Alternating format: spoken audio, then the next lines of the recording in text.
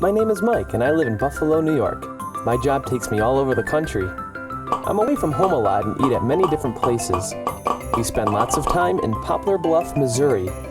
This is a treat because we don't have any Huddle House restaurants in Buffalo. It's an uninterrupted drive from the airport to the Huddle House once we land. Working as a corporate Learjet pilot is a demanding and challenging job. This inevitably builds up a big appetite for good tasting food. That's me on the left. We do find some other types of food where we go, some too fancy and some too weird. So we don't let anything get between us and the Huddle House.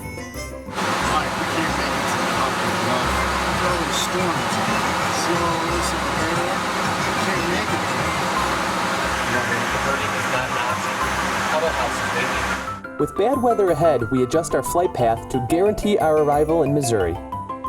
Our weekly ritual includes going straight to the Huddle House even before we go to our crew house and unpack for the week.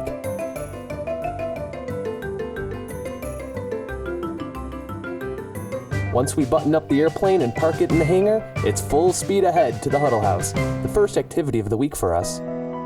We know we can sit down and enjoy a well-earned meal after dealing with the demands of the day. Risking it all for the Huddle House is always worth the 700-mile weekly journey, despite the obstacles along the way. It's an expedition paralleled by great journeyers such as Christopher Columbus, Magellan, Lewis and Clark, and Neil Armstrong. All right, Huddle House! Huddle House!